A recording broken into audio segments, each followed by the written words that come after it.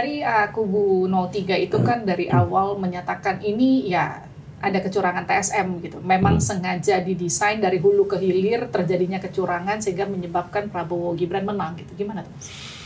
Saya nggak melihat seperti itu. Meskipun kalau kita lihat, kita kilas balik 2019, pada saat Pak Prabowo belum berhasil memenangkan Pilpres, kita juga melakukan hal yang sama.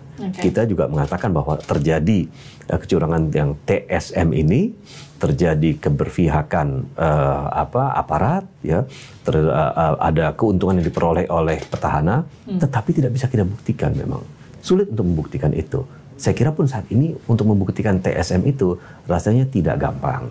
Mungkin karena itu ya dilakukan dua upaya secara langsung, ya, satu di MK, satu lagi di DPR melalui hak angket yang rencananya mau dia sampaikan. Nah, itu yang kami lihat. Tetapi saya tidak melihat di lapangan adanya kecurangan TSM itu, karena bagaimanapun juga, kalaupun itu terjadi, pasti akan ada irisannya dengan apa yang kita lakukan, perjuangkan di dalam pemilu legislatif. Nah, akan ada keberpihakan terhadap mungkin partai-partai tertentu yang mendukung pasangan calon tertentu, gitu. Nah, tetapi itu kita tidak lihat dan tidak ada gugatan terhadap kecurangan juga di pemilu legislatif. Kalau Mas Edi sendiri melihat pemilu kali ini seperti apa sih? Karena banyak pihak yang menilai bahwa pemilu kali ini adalah pemilu yang paling amburadul.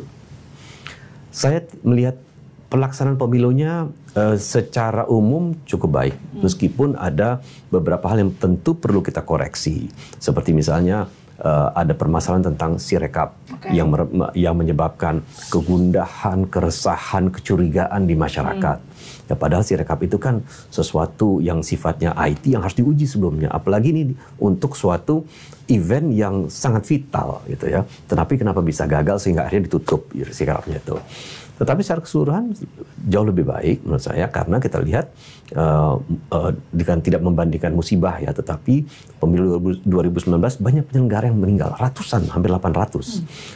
Sekarang kita melihat jauh berkurang, ya, meskipun masih ada juga para penyelenggara yang meninggal. Nah, dari tema secara keseluruhan, ini tema yang tidak divisif, tidak membelah masyarakat. 2019 kita melihat kan ada cebong dan kampret, ya, nasionalis, agamis, gitu ya, yang membelah betul-betul masyarakat sampai hari ini pun residunya kadang-kadang masih terasa, gitu. Nah, sekarang ini kan agak lebih edukatif temanya, keberlanjutan versus perubahan, betul. Nah, jadi sehingga masyarakat bisa menilai seperti itu. Tetapi dari aspek penyelenggaraan, saya pikir lancar. Tidak ada keributan, tidak ada kehebohan. 2019 hasil pemilu itu digugat, kita masih ingat ada bakar-bakaran kok di depan Bawaslu, menewaskan beberapa orang. Jadi saya kira dari aspek gejolak sosial sekarang jauh lebih rendah dibandingkan 2019.